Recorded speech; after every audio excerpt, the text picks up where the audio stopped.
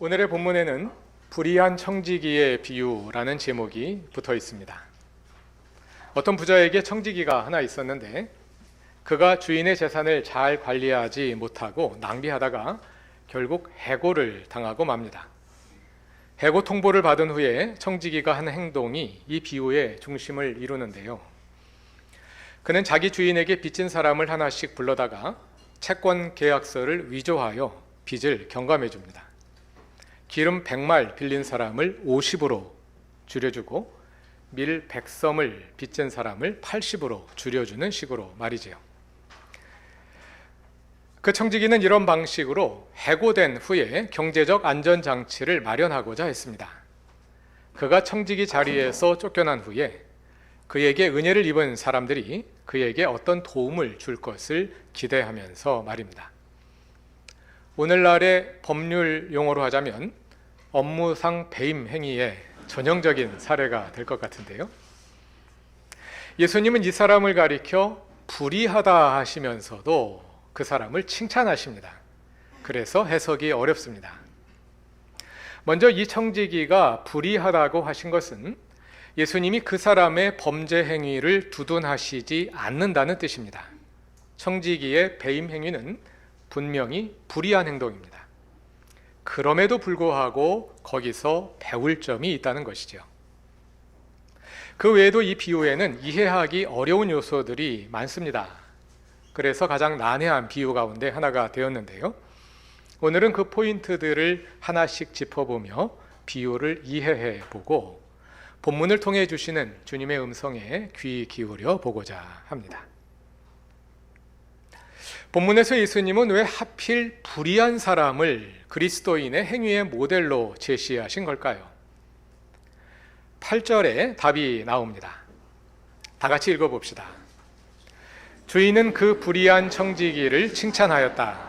그가 슬기롭게 대처하였기 때문이다. 이 세상의 자녀들이 자기네끼리 거래하는 데는 빛의 자녀들보다 더 슬기롭다. 질문에 답하기 전에 8절에서 먼저 해결해야 할 포인트가 하나 있습니다. 첫 문장인데요. 주인은 그 불의한 청지기를 칭찬하였다. 주인은 청지기가 자기 재산을 함부로 낭비했기 때문에 해고시켰습니다. 그런데 청지기는 거기에 더하여 배임 행위로 주인의 재산에 더 심한 피해를 입혔습니다. 그런데 주인이 청지기를 칭찬할 수 있을까요? 8절에서 주인으로 번역된 헬라어 명사는 퀴리오스입니다.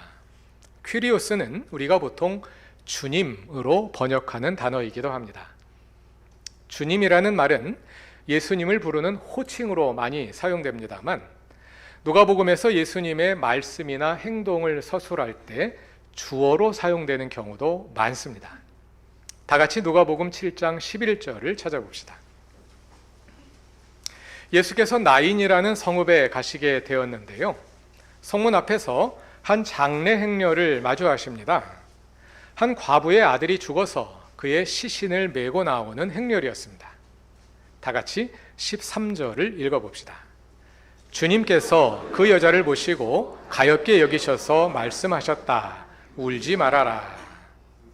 여기서 주님은 예수님을 가리키지요. 이번에는 10장 1절로 가봅시다.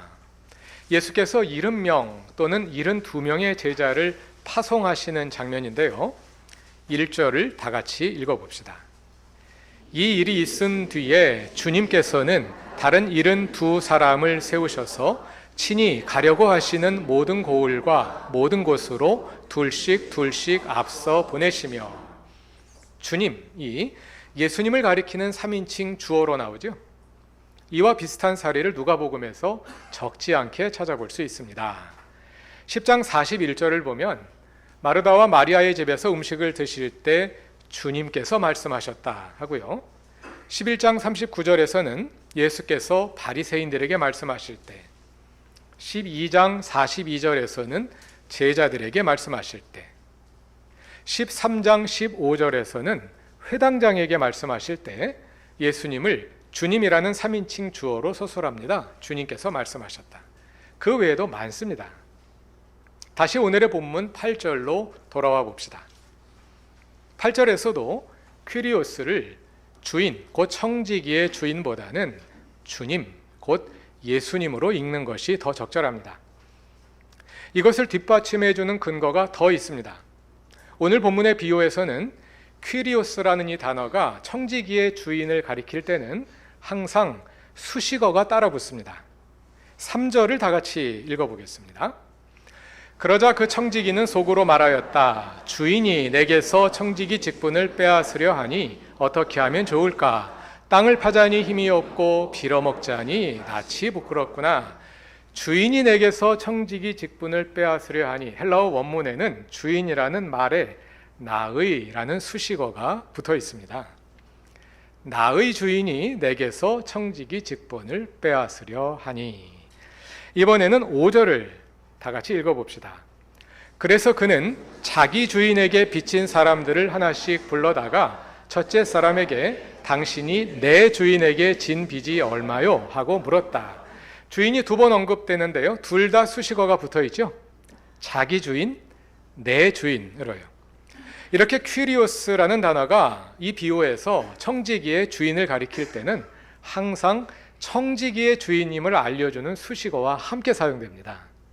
그러나 8절에 나오는 퀴리오스에는 그런 수식어가 없고 그냥 정관사만 붙어 있습니다. 헬라어로는 호 퀴리오스, 영어로 하자면 the Lord입니다.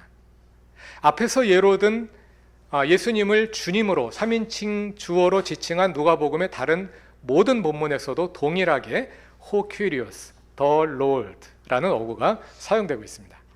그러므로 오늘 본문 8절도 주인이 아니라 주님, 곧 예수께서 말씀하신 것으로 이해하는 것이 맞다고 생각됩니다. 다시 처음 질문으로 돌아오겠습니다. 주인이 그 청지기를 칭찬했다는 것은 도무지 이해할 방법이 없습니다. 그러나 예수께서 말씀하셨다, 그러면 이해할 만도 합니다. 예수님은 왜 불의한 청지기를 칭찬하셨을까요? 8절에서 주인을 주님으로 바꾸어서 다시 한번 읽어보겠습니다. 주님은 그 불의한 청지기를 칭찬하였다. 그가 슬기롭게 대처하였기 때문이다. 이 세상의 자녀들이 자기네끼리 거래하는 데는 빛의 자녀들보다 더 슬기롭다.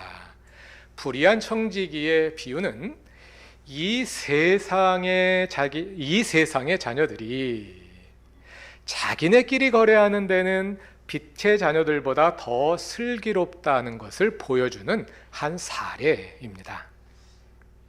예수님이 청지기를 칭찬하셨다는 말은 비유 속의 청지기가 잘했다는 뜻이 아니라 잘못한 행동, 불의한 행동이지만 그 행동이 그리스도인의 삶을 위한 긍정적인 참조 사례가 될 수 있다 하는 뜻입니다. 구체적으로 어떤 점에서 그럴까요? 계속해서 9절을 다 같이 읽어봅시다. 그러므로 내가 너희에게 말한다. 불의한 재물로 친구를 사귀어라. 그래서 그 재물이 없어질 때에 그들이 너희를 영원한 처소로 맞아들이게 하여라. 예수께서 불의한 청지기를 칭찬하신 이유는 먼저 그가 때를 아는 지혜를 가지고 있었기 때문입니다. 4절에 나오는 해고를 앞둔 청지기의 독백을 다 같이 읽어봅시다. 옳지, 내가 무엇을 해야 할지 알겠다. 내가 청지기의 자리에서 떨려날 때에 사람들이 나를 자기네 집으로 맞아들이도록 조치해 놓아야지. 불의한 청지기가 자기가 쫓겨날 때를 알고 준비했듯이 우리 그리스도인들은 종말의 때를 준비하며 살아야 합니다. 8절과 9절은 종말을 배경으로 하고 있습니다. 8절에 이 세상의 자녀들이라는 어구가 나왔지요. 여기서 이 세상으로 번역된 말을 정확히 옮기면 이 세대입니다. 이 세대는 묵시 종말론의 용어라는 것을 여러분들 잘 알고 계시죠? 비유의 청지기가 자기가 쫓겨날 때를 알고 준비했듯이 그리스도인들은 종말의 때를 알고 준비하는 지혜를 가져야 합니다. 그 때를 준비하는 방법이 무엇인가요? 그것은 불의의 제물로 친구를 사귀는 것입니다. 불의의 제물로 친구를 사귄다. 이 말이 무슨 뜻일까요? 이 비유만 보아서는 잘 알기가 어렵지만 누가복음 전체의 맥락에서 읽어보면 그 의미가 잘 드러납니다. 누가복음에서 예수님이 이와 비슷한 말씀을 여러 번 반복하십니다. 먼저 2주 전에 읽었던 14장 13절과 14절을 다 같이 읽어봅시다. 잔치를 베풀 때에는 가난한 사람들과 지체에 장애가 있는 사람들과 다리를 저는 사람들과 눈먼 사람들을 불러라. 그리하면 내가 복될 것이다. 그들이 내게 갚을 수 없기 때문이다. 의인들이 부활할 때에 하나님께서 내게 갚아주실 것이다. 누가복음 14장 맥락, 예수께서 바리새인 지도자의 잔치에 초대받아 가신 맥락에서 하신 말씀이지요. 그 맥락에서 잔치 초대는 친구들끼리 서로 교환하는 것이었습니다.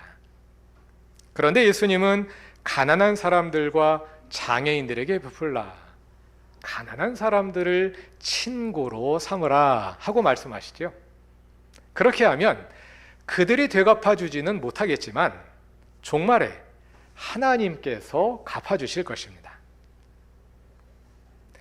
이와 비슷한 말씀이 12장 33절에도 나옵니다. 다 같이 읽어봅시다. 너희 소유를 팔아서 자선을 베풀어라. 너희들은 자기를 위하여 낡아지지 않는 주머니를 만들고 하늘에다가 없어지지 않는 재물을 쌓아두어라. 거기에는 도둑이나 좀의 피해가 없다. 가난한 사람을 위해서 자선을 베푸는 것은 하늘에 낡지 않는 주머니에 재물을 쌓는 것입니다. 이번에는 18장 22절을 다 같이 읽어보겠습니다. 예수께서 이 말을 들으시고 그에게 말씀하셨다. 내게는 아직도 한 가지 부족한 것이 있다. 내가 가진 것을 다 팔아서 가난한 사람들에게 나누어 주어라. 그리하면 내가 하늘에서 보화를 차지하게 될 것이다. 그리고 와서 나를 따라라. 세 구절이 표현은 다르지만 계속해서 같은 메시지를 전달하고 있죠. 나의 소유를 가난한 사람들과 나누는 것이 곧 가난한 사람들의 친구가 되는 것인데요. 그리함으로써 우리는 종말의 때를 위해 하늘의 보화를 쌓게 될 것입니다. 그런데 여전히 해결되지 않는 질문이 하나 더 남아 있습니다. 예수님은 왜 재물에 불의하다는 수식어를 붙이시는 걸까요? 예수님은 9절에서 불의의 재물로 친구를 사귀라고 말씀하시고 11절에서도 한 번 더 언급하십니다. 11절을 다 같이 읽어봅시다. 너희가 불의한 재물에 충실하지 못하였으면 누가 너희에게 참된 것을 맡기겠느냐. 여기서도 먼저 한 가지 살펴볼 것이 있는데요. 여기서 충실하다로 번역된 헬라어 피스토스는 신실하다 하는 뜻입니다. 우리말 번역에는 불의한 재물에 충실하다 이렇게 되어 있어서 마치 불의한 재물이 신실함의 대상인 것처럼 오해될 수 있는데요. 헬라어 어구를 정확하게 읽으면 그런 뜻이 아니라 불의한 재물에 관하여, 불의한 재물과 관련된 일에서 이런 뜻입니다. 우리의 신실함의 대상은 재물이 아니라 오직 하나님이시지요. 재물과 관련하여 하나님을 향한 우리의 신실함을 표현한다 하는 뜻입니다. 10절에서 작은 일에 신실하다 하고 말할 때나 12절에서 남의 것에 신실하다 하고 말할 때도 모두 문법적으로 같은 구조로 되어 있습니다. 작은 일과 관련하여, 남의 것에 관하여 하나님께 신실하게 행한다 하는 뜻입니다. 다시 불의한 재물이라는 표현으로 돌아와 봅시다. 이 표현이 마치 재물 자체에 대한 부정적인 판단을 담고 있는 것으로 오해될 여지가 있습니다. 모든 재물은 그 자체가 불의하다 하는 뜻으로 말이죠. 그런 뜻은 아닙니다. 조금 전에 읽으신 11절을 보시죠. 11절에서 불의한 재물과 참된 것이 대조되고 있지요. 여기서 참된 것이란 불의한 재물과 대비되는 참된 재물을 뜻할 것입니다. 불의한 재물이 있는가 하면 참된 재물도 있습니다. 그러므로 모든 재물이 불의한 것은 아닙니다. 그럼 어떤 재물이 불의한 재물이고 어떤 재물이 참된 재물일까요? 재물 자체는 선하지도 않고 악하지도 않습니다. 그러나 그 재물을 어떻게 소유하느냐, 어떻게 사용하느냐에 따라 참된 재물이 될 수도 있고 불의한 재물이 될 수도 있습니다.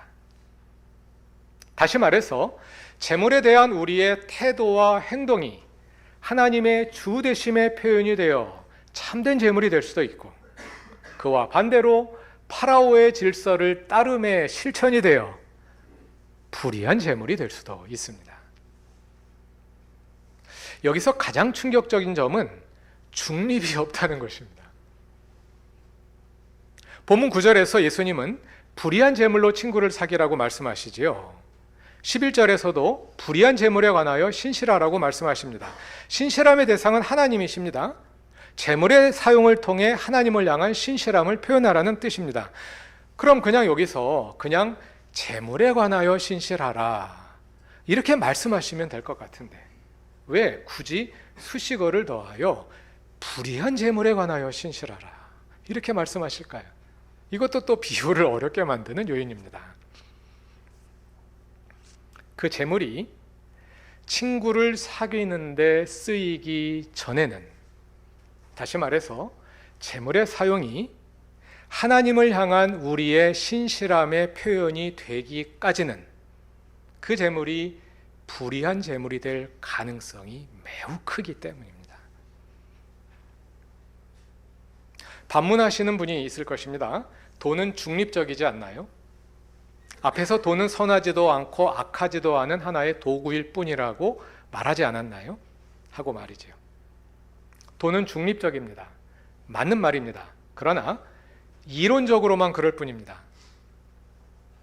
우리의 실제 삶에서 돈은 결코 중립적이지 않습니다. 왜 그럴까요? 돈이 중립적일 수 없는 이유는 돈에 우리의 마음이 담겨 있기 때문입니다. 누가복음 12장 34절에서 예수님은 너희 재물이 있는 곳에 너희 마음도 있을 것이라고 말씀하시죠. 여러분, 누구에게서 돈을 받을 때 아니면 은행에서 돈을 찾을 때 마음이 움직이지 않던가요? 전혀 덤덤하십니까? 누구에게 돈을 주거나 돈을 쓸 때 마음이 움직이지 않던가요? 돈에 우리의 마음이 담겨 있는데 돈이 어떻게 중립적일 수 있습니까? 돈을 쓰는 것은 마음을 쓰는 것입니다. 돈을 벌고 돈을 모으는 것은 우리의 마음을 거기에 두는 것입니다. 그래서 돈을 벌고 모으고 쓰는 모든 행위가 그 자체로서 신앙적인 행위입니다. 돈을 벌고 모으고 쓸 때 여러분의 마음은 어디로 향하고 있습니까? 오늘의 본문 불의한 청지기의 비유는 워낙 난해한 본문이다 보니까 비유 자체를 해석하는데 모든 에너지를 다 쓰게 되어서 정작 예수님이 하시려는 말씀은 듣지 못하고 성경책을 덮게 되는 경우가 많습니다. 그러나 오늘의 본문에서 비유는 1절부터 7절까지고 8절부터 13절까지는 이 비유를 예수님이 해석해 주신 말씀입니다. 그러니까 예수님이 8절부터 13절까지의 이 말씀을 하시기 위해서 1절부터 7절까지의 비유를 말씀하신 거예요. 근데 비유가 워낙 어렵다 보니까 여기까지 가지 못하고 앞에서 끝나버립니다. 항상. 여기에 담긴 예수님의 해석의 말씀 가운데서 그 말씀의 결론에 해당하는 말씀이 13절에 담겨 있습니다. 13절을 다 같이 읽어봅시다. 한 종이 두 주인을 섬기지 못한다. 그가 한쪽을 미워하고 다른 쪽을 사랑하거나 한쪽을 떠받들고 다른 쪽을 업신여길 것이다. 너희는 하나님과 재물을 함께 섬길 수 없다. 돈에는 우리의 마음이 담겨 있기 때문에 돈은 결코 중립적인 사물이 아닙니다. 오히려 돈은 우리의 사랑의 대상이고 하나님과 경쟁하는 섬김의 대상입니다. 그러므로 우리는 돈을 앞에 두고 분명히 입장을 정해야 합니다. 하나님을 사랑할 것인지 돈을 사랑할 것인지 말입니다. 그리고 돈과 관련된 모든 일에 우리의 신앙을 담아야 합니다. 그래서 돈과 관련된 우리의 삶의 모든 영역에서, 곧 우리의 경제생활의 모든 영역에서 하나님의 주 되심이 이루어져야 합니다. 경제생활에서 어떻게 하나님의 주 되심을 이룰 수 있을까요? 우리가 돈을 벌고 모으고 소비하는 모든 영역을 상세하게 성찰해 볼 필요가 있겠지요. 아마 대부분의 교우들이 여러분 나름대로 돈 관리를 잘하고 계실 것입니다. 아마 이 자리에서 가장 잘 못하는 사람이 저일 것입니다. 그 모든 영역을 차근차근 돌아보며 어떻게 하면 거기에 하나님의 마음을 담아 우리의 경제 생활을 재배치하고 그 안에 하나님의 주 되심을 이룰 수 있을지 고민하고 기도하실 수 있기를 바랍니다. 그 가운데 하나로 우리의 소비 생활의 포인트를 맞춰 봅시다. 이 시대는 사람들이 소비를 통해 자신의 존재를 표현하는 소비의 시대입니다. 그래서 그 사람의 소비를 잘 관찰해 보면 그 사람이 어떤 존재인지를 짐작할 수 있습니다. 요즘은 소비 패턴을 분석해주는 어플도 여러 가지가 나와 있더라고요. 아직 써보지 못했는데 한번 써보려고 합니다. 우리의 소비를 돌아보며 우리가 소비를 통해 나를 어떤 존재로 실현해 가고 있는지, 그 안에 하나님의 마음이 담겨 있는지, 그리고 돈이 아니라 하나님이 주님이 되어 계신지 성찰하고 또 변화를 시도해 보면 좋을 것 같습니다. 그렇게 우리의 소비를 점검해 보면서 마지막 날 주님 앞에서 우리의 삶을 결산하게 될 그 때를 준비해 갈 수 있을 것입니다. 누가복음을 계속하여 함께 읽어오면서 확인하셨겠습니다만 예수님은 우리의 경제 생활에 관심이 참 많으십니다. 우리의 신앙은 결코 경제 문제를 비껴갈 수가 없습니다. 이 땅에 살지만 저 하늘을 바라보고 살아가며 소유와 소비를 통해 주님을 향한 신실함을 실천해가는 사랑하는 모든 교우들이 되시길 바랍니다. 다 같이 기도드리겠습니다. 주님, 우리의 경제 생활에서 온전히 주님 되시옵소서. 하나님과 재물을 겸하여 섬기는 어리석음에 빠지지 않게 하소서. 돈을 벌고 모으고 쓰는 일에서 신실하게 하소서. 소비의 시대, 우리는 무엇을 어떻게 소비함으로 우리의 존재를 실현하고 있는지 돌아봅니다. 우리의 소비에 하나님 나라의 가치를 담을 수 있게 하시고 그릇된 소비를 신실한 소비로 바꿀 수 있는 지혜와 용기를 우리에게 더하소서. 예수님의 이름으로 기도드립니다. 아멘.